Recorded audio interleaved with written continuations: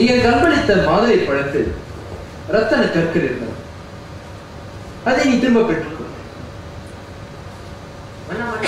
இவை என்னிடம் இருப்பதை விட உங்களிடம் இருப்பதே நல்லது. நான் தானம் செய்ய நினைக்கிறேன். எனது சொத்துக்களை எல்லாம் தானமாக தந்து வருகிறேன். நாம் இறந்த பின் கூடவே வருவது நாம் செய்த தர்மங்கள் தானே. இப்போது தான் எனக்கு எட்டியிருக்கிறது. அத்துடன் நான் ஒரு யாகம் நடத்துகிறேன். உலகம் செழிப்பாக இருக்க யாகம் நடத்துகிறேன். ஆனால் தயக்கம் வேண்டாம், சொல்லுங்க. என் உதவி வேண்டுமா? என் வேள்வியை ஒரு வேதாளம் வந்து தடுக்கிறது. அதை அடக்க வேண்டும். அத்துடன் இறுதிக்கட்ட யாகத்தை உங்கள் கைகளால் செய்ய வேண்டும். கோடி புண்ணியம் உண்டு. உலகிற்கு கோடி புண்ணியம் உண்டு மன்னா. வேதாளத்தை பிடிப்பது என் பொறுப்பு, யாகத்தை முடிப்பதும் என் பொறுப்பு. நன்றி மன்னா. பௌர்ணமி அன்று வாக்கு தவறக்கூடாது. உயிரே போனால் என்று வாக்கு தவறாது. நன்றி மன்னா, நன்றி. பதுமையே, பதுமையே இல்லை, பதுமையே, பதுமையே, அது என்ன வேதாளம்? அது எப்படி இருக்கும்? அதன் கதை என்ன? சொன்ன வாக்கு தவறியதால் வந்த விபரீதம், சொக்கன் கோபத்தால் வந்த அபராதம், காலத்தில் என் வேதாளமாகிவிட்டான். கால சக்கரத்தால் அனாதையாகிவிட்டான். செத்தும் சாகாமல் பிணமாகிவிட்டான். சென்ற மனதோடு சீழாகிவிட்டான். பிணவாடை வீசும் உடலாகிவிட்டான். நாட்டிற்கு பிண்டமாகி சிவன் ஏன் கோபப்பட்டார்? ஏன் சபித்தார்? அவள் ரகசியமாய் பார்வதிக்கு சொன்ன கதைகளை கோவிலில் நோக்கி கேட்டான் இவன். யாரும் சொல்லப்பட்டு சத்தியம் கூட செய்தான் இவன். அந்த மனைவி கொள்ளையால் அவளிடம் மட்டும் சொன்னான் இவன். அவள் போய் ஊரெல்லாம் பகிர்ந்து கொள்ள சிவனிடம் மாட்டிக்கொண்டான் இவன்.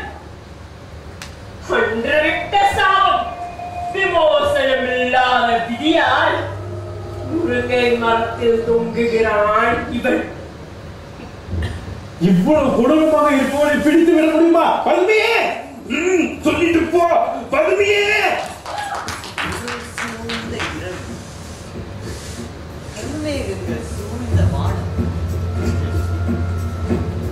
இருளை விளக்கும் வண்ணம் தூரத்தில் இடிமுழக்கங்கள், மெல்லிய மின்னல் கோடுகள் கருவானத்தை மெல்ல மெல்ல பிராண்டிக் கொண்டிருக்கும். சில நேரங்களில் ஓநாய்களின் மூளைகள் நரம்பை நடுங்க வைத்தன. அரவங்கள் தரையில் ஊர்ந்த வண்ணம் சீறி பார்த்தன. சிலந்திகள் வளைக்க வளைகளை பின்னிக் கொண்டிருந்தன. அவ்வப்போது பாம்புகள் காலை சுற்றியும் கொண்டன.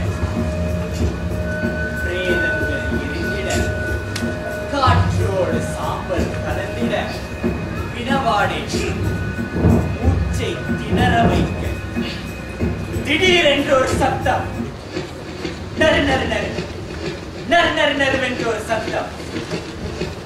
பிறகு நள்ளிரவில் நக்கமாக பிணத்தை தின்னும் பேய்கள் மயானத்தின் எல்லையில் உன்னிப்பாக இன்னும் பார்த்தால் மனித உடல்களை உடைத்து ரத்தத்தை உறிஞ்சும் குரலிகள், நெஞ்சை பதபதங்க வைக்கும் பூதங்களின் சீர்குலை.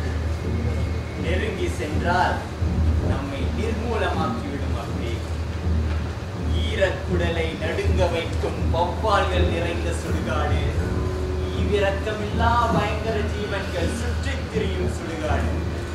ஈடினை இல்லா விக்ரமாதித்தன் துணிச்சலாக நடந்தான். ஈமவனம் நடுவில் உள்ள முருங்கை மரத்தை அடைந்தான்.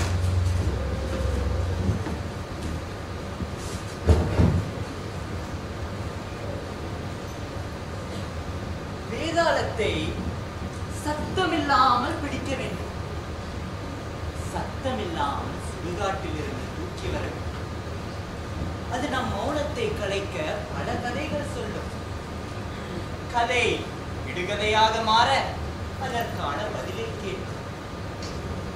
தவறான பதில் என்றால் நம் தலைவலிக்கும்.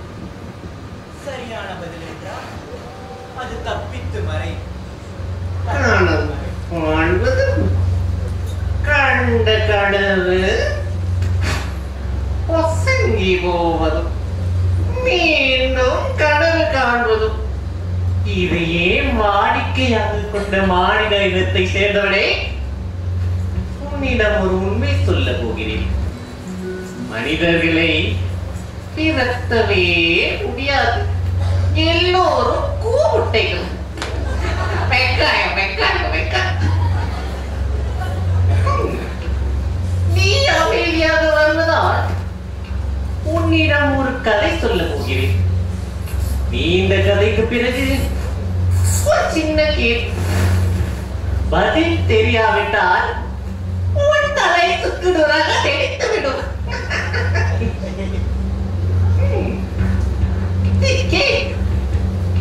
அரச குடும்பத்தினருக்காக அணிமணி செய்யும் தம்பதியர்களுக்காக ஒரு அழகிய மகள், பெயர் பத்மாவதி. அவன் மீது அளவு கடந்த பாசத்தை பொழித்து வந்தார். அவனை இளவரசி போல் நடத்தி வந்தார். ஒரு நாள் குளத்தில் நீராடி கொண்டிருக்கும் பொழுது அந்த பக்கமாக வந்தாள் இளவரசர் கேடன். இளவரசர் பத்மாவதியை பார்த்ததும் காதலில் சொக்கிரிப்பான். அவன் தன் ஆர்வை நண்பின் மிஜிலியின் உதவியை நாடுகிறான்.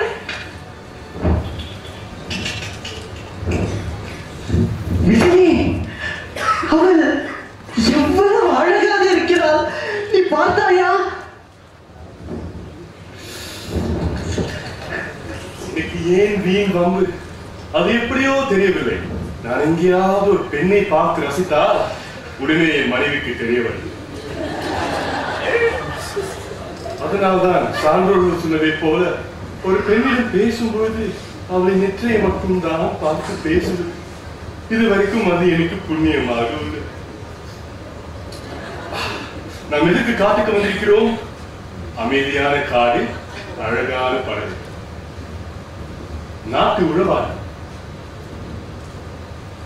தோட்டக்கல்ல, குண்டை வானம்பாடு, முக்குளிப்பெண். இவன் எங்கே பறவையை பார்க்கிறான்? சொல்வது காதில் விழுகிறதா? அவள் போகிறாள். அவளை எங்கே எப்படி தேடுவேன்? அவள் ஜாலியில் சொல்லிவிட்டு தானே போகிறாள். என்ன சொல்கிறாய்? தாமரை பூவை கண்ணில் ஒற்றிக் கொண்டதால் அவள் ஊர் கண்ணாபுரம். தாமரை பூவை பல்லால் கடித்ததால் அவள் பெயர் பத்மாவதி. தாமரை பூவை காதில் வைத்ததால் அவள் கர்ணோதிபலன் அரசை சேர்ந்தவள். தாமரை பூவை கையில் சுற்றியதால் அவள் அணிமணி செய்யும் குடும்பத்தை சேர்ந்தவள். தாமரை பூவை நெஞ்சோடு வைத்து அனைத்து கணக்கண்ணால் உன்னை பார்த்ததால் அவள் இதயம் எனக்கே என்றார். இது மட்டும் புரிந்து விடுமே. நாமும் அந்த ஊருக்கு போவோம். வா போகலாம். இதிலே வா போகலாம். வா போகலாம். நம் குதிரைகள் வீட்டில் தங்கி பல சிக்கல்களுக்கு பிறகு பத்மாவதியும் ஏனனும் காதலில் பயப்பட்டனர். பல நாள் இன்பமாக கழித்து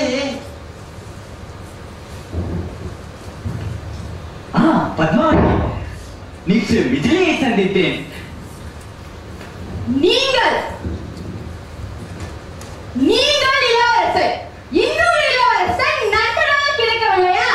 ஒரு சாதாரண மனிதர் அந்த மிஞ்சிலிடம் கிடைத்தானா அவனை நண்பன் சொல்லிக்க உங்களுக்கு நான் கூறவில்லை. பத்மாவதி,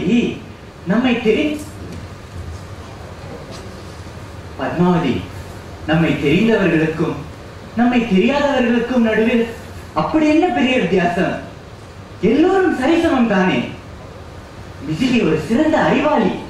நீ எனக்கு காட்டிய ஜாடைகளை தனது நுண்ணறிவினால் புரிந்து என்னிடம் அவன் விளக்காவிட்டால் நமக்குள் எப்படி காதல் மலர்ந்திருக்கும்? ஓ, உண்மை அதுவா? வித்தகன் அவரா? ஏன் என்னிடம் முதலில் கூறவில்லை? அவரை நன்றாக கூட உபசரிக்கவில்லை. நான் பச்சனும் பலகாரம் செய்து தருகிறேன். அவரிடம் கொடுங்க. அவர் சாப்பிட்டாலே நான் ஆனந்தம் அடைவேன். எனக்காக செய்வீர்களா? நிச்சயமாக செய்கிறேன் பத்மாவதி.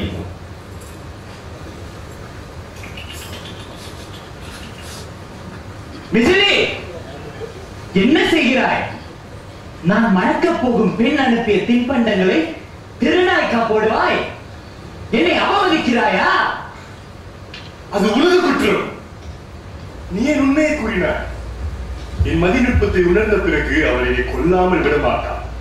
அவள் ரகசியமாக திட்டம் தீட்டி குணவதி பத்மாவதி மீது வீண் பழி சுமத்தாரே நண்பா.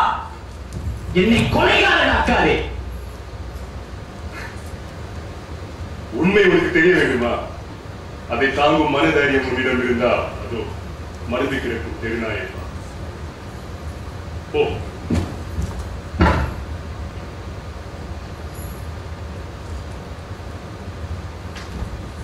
ஏன் இப்படி செய்தார்? உண்மையில் ஏன் கோபம்? என்மேல் அன்பு இல்லையா அவளுக்கு? அவளுக்கு உன்மேல் பூர்ண அன்பு உண்டு. நீயும் அவள் மேல் மட்டும்தான் பூர்ண அன்பு செலுத்த வேண்டும் என்று ஆசைப்படுகிறாள். இதற்கு முடிவுதான் என்ன? அவள் பலம், அவள் பூர்வீகம். அவளின் நண்பர்களை விட்டு, குடும்பத்தை விட்டு, உற்றார் உறவினர்களை விட்டு பிரித்து விட்டால் அதற்கு ஒரு நான் திட்டம் திட்டினேன்.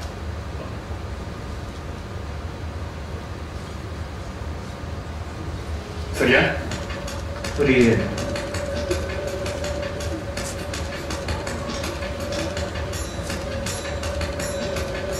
நான் ரொம்ப மகிழ்ச்சியாக இருக்கிறேன். நீங்க ரொம்ப மோசம். பானம் சுவையாக இருக்கிறது. ஆனா தூக்கமா வருது.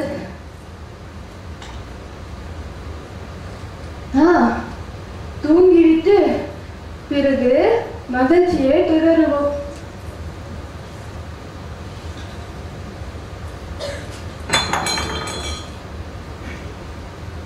மதிமயங்கி விட்டார். மிசிலி அவரது நகைகளை எடுக்க சொன்னார். நாளை மாறுவேடம் பூண்டு சேவகனாக சென்று அரசரிடம் அவளது நகைகளை விற்க வேண்டும். ஒன்றை மறந்து விட்டேன். முதுகில் சூலாயுதத்தால் முக்குறிகளை கீறி அடையாள தழும்பு செய்ய வேண்டும்.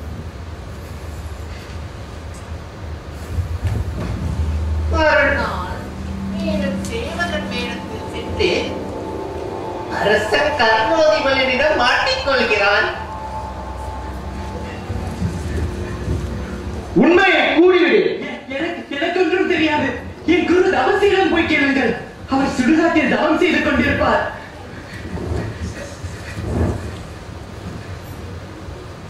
நகையை திருடியது நீயே.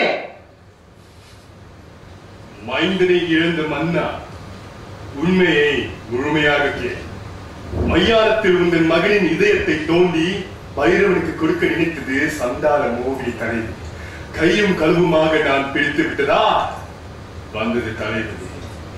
மோசி மல்லிகை அணிந்து மோகினி தலைவி மோத வர, மோகனம் பாடியனை மயக்கிக் கொள்ள இரவில் வர, மோடி வித்தை கற்றவன் நான் மோசம் போவேனோ? மோகனமாக என் சூலாயுதத்தா கீரி மோடனம் செய்துவிட்டேன். படுதி பாய்ந்து விட்டா, படுநீரை அழுது விட்டா, பரோப நகைகளை விட்டு ஓடி ஒழிந்து விட்டார். படுதோல்வி அடைந்து விட்டதா? பறந்தோடி விட்டார்.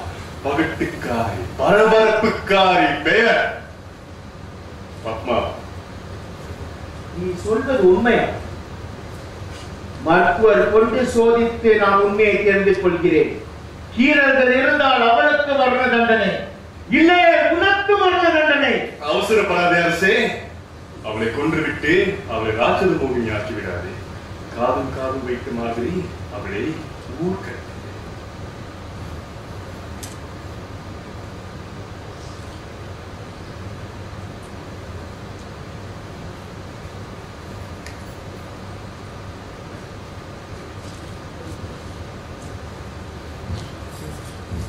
பத்மாவதியும் மேனனும் மணந்து மீதிலியின் நட்புடன் சிறப்பாக வாழ்ந்தார்கள்.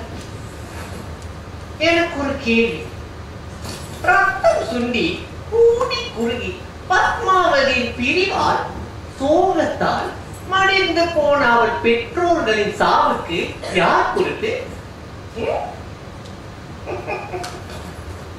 இதற்கு பதில் தெரிகிறதா? யோசித்துக் கொண்டிருக்கிறேன். பார்க்கலாம். எனக்கு தெரியவில்லை. உங்களுக்கு தெரியுமா? அம்மா உங்களுக்கு தெரியுமா? யாருக்கும் தெரியவில்லையா? ரொம்ப அமைதியா வைக்கிறது. தெரியவில்லையா?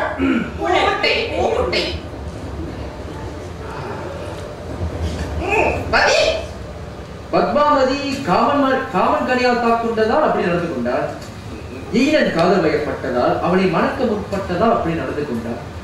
மின்னிலி தன் நண்பனின் காதல் வெற்றி பெற வேண்டும் என்று உறுதுணையாக நின்றார். இந்த மூவர் மீதும் தப்பில்லை பாவமில்லை. கிழவியின் மீதும் தப்பில்லை. எல்லா பாவமும் கர்ணோதீபலனை சாரும்.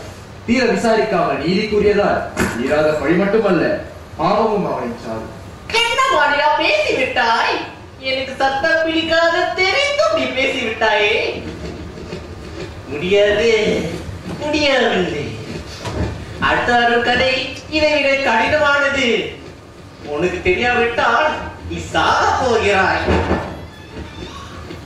இப்படியாக வேளாளர் 24 கதைகள் கூற, கேள்வி கேட்க, அதற்கு தக்க பதில்கள் அளித்தான் விக்ரமாதித்தன். ஆனால் பதிலே இல்லாத ஒரு கதையை வேளாளர் கூற ஆரம்பித்தவுடனே விக்ரமாதித்தன் அறிந்து கொண்டான். அவன் தலைக்கு பாதகம் வந்தது. பதிலே இல்லாத ஒரு கதையா? பதுவே, என்ன கதை சொல்லிட்டு போ. பதுவே, இடிமின்னல் தாக்க மழை பெய்து கொண்டிருக்கும் பயங்கர காடு. இரு மங்கைகள் ஓடி ஒழிந்து கொள்ள திருடர்கள் தேடுகிறார்கள். திருடர்களின் தலைவன் கிங்கரன் நுழைகிறான். விட்டு விடுவதா? விட்டு விடுவதா? நான் கிங்கரன், நான் விட்டு விடுவதா? நகைகள் கிடைத்து விட்டதால் மனதைகளை விட்டு விடுவதா? நகைகள் கிடைத்து விட்டதால் நங்கைகளை விட்டு விடுவதா? நகைகளை பார், அதில் இன்னும் அரசவம்சத்தை பாருங்கள். இத்தனை காலம் நாம் தூரத்தில் கண்டு ரசித்த பெற்றீர்கள், இங்கே நம் காட்டுக்குள் ஓடிவர் உலாவர காரணம் பழகியை மார்போடு அணைத்து கைகளால் இணைத்து உதட்டோடு முத்தமிட்டு ஆஹா நினைக்கும் போதே பரவச போது. அப்படி சம்மதிக்காவிட்டால்? சம்மதம் வாங்குவதற்கு நான் என்ன அவளின் கணவனா? அல்ல, கயவன், அதிலும் காமுகன். அலைந்து திருந்து தேவதைகளை தேடுங்கள். அம்மா, பயமாக இருக்கிறது. தாய் கைமேன், ஆனால் கையால் ஆகாதவன் இல்லை. தைரியத்தை விட்டு விடாதே காமக்கண்ணிய. பிழைப்போமா அம்மா? பிழைத்தால் மட்டும் போதும் என்று நினைப்பதற்கு நாம் என்ன மிருகங்களா? என்னால் முடியுமா அம்மா? பீடனம் பிடித்து விட்டால் பீடனடை போட முடியாது. பீடையை துரத்த வேண்டுமானால் வீரமத்தை மனதில் வை. தப்பிக்க என்ன செய்ய வேண்டும்? இப்போதுதான் நீ காவற்பெண்ணுவின் மகள், என் மகள். திருடர்கள் திசைதிருப்ப நான் அந்த பக்கம் ஓடுகிறேன். நீ எதிர்ப்புறமாக ஓடு. நான் ஓடி மறைந்த பிறகே ஓட ஆரம்பிக்க வேண்டும். நம் பரம்பரை வாழையடி வாழையாக வளர வேண்டும்.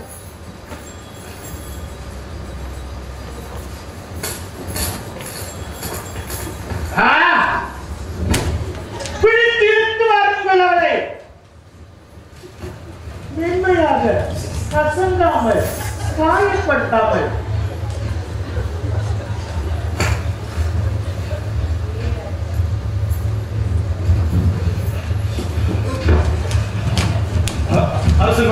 அரசன் மன்னன் வருகிறான். ஓடுங்கள்.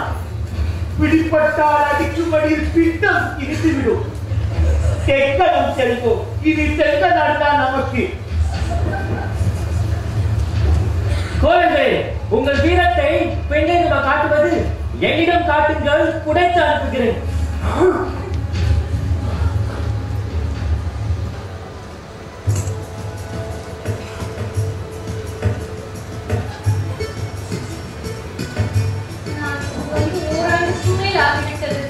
நீ இங்கு வந்து ஓராண்டுக்கு மேல் ஆகிவிட்டது. என் அம்மாவை எங்கு தேடியும் காணவில்லை. உன் அம்மாவை எங்கு தேடியும் காணவில்லை. என் மேல் ஆசை இல்லையா? என் பதிலை சொல்லிவிட்டேன். என் மேல் அன்பு இல்லையா? என் மேல் அன்பு இல்லையா?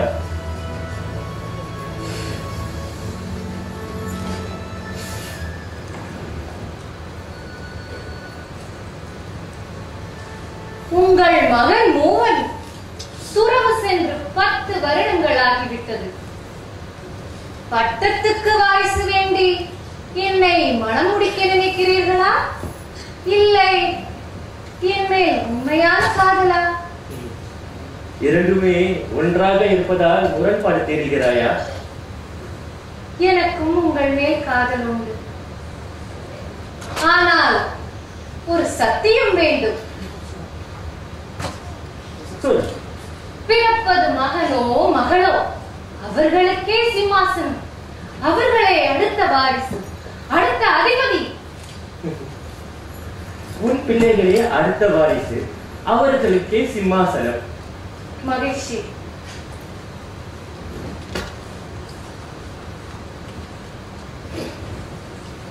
மகனே, தந்தையே, துறவரத்துக்கும் எனக்கும் மார்க்கமில்லை. என் கர்ம பணியை செய்ய நாடு திரும்பியுள்ளேன். உங்களுக்கும் மனமாகிவிட்டது என்று கேள்விப்பட்டேன். நீ வரலாம், தங்கலாம், எல்லா சுகபோகங்களையும் அனுபவிக்கலாம். ஆனால் அரசனாக முடியாது. என் பிள்ளையே அடுத்த வாரிசு. அடுத்த வாரிசா? அது எப்படி? எனக்கும் மனமாகி ஒரு குழந்தை உண்டு. இது எப்போது நடந்தது? நான் காட்டில் அலைந்து திரியும் போது நடந்தது. இதோ அவள். அம்மா,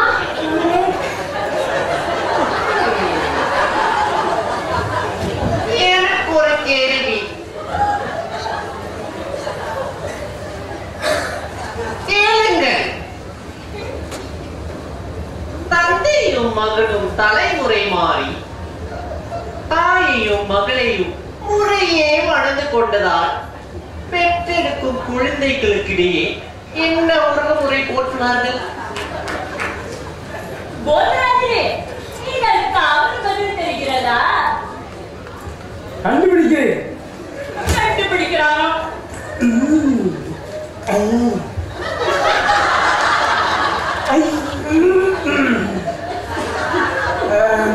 எனக்கு தெரியவில்லை.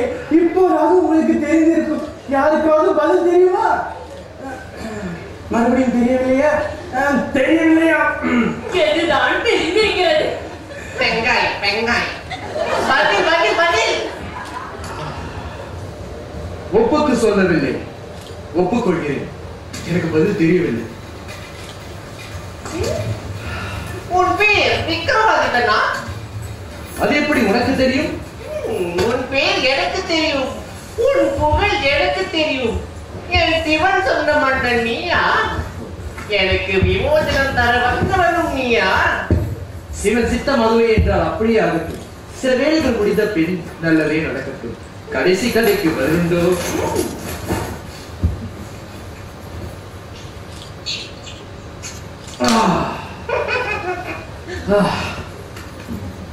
மாட்டேன். நீ ஏன் முனியின் யாகத்தை தடுத்தாய்? உன்னை பிடிப்பதற்காக நான் இங்கு வந்தேன். இப்போது உன்னை கைதியாக தரப்போகிறேன். அவளுக்கு வேளாளர் கைதியா? 7 துர்க்குணங்கள் கொண்ட அவள்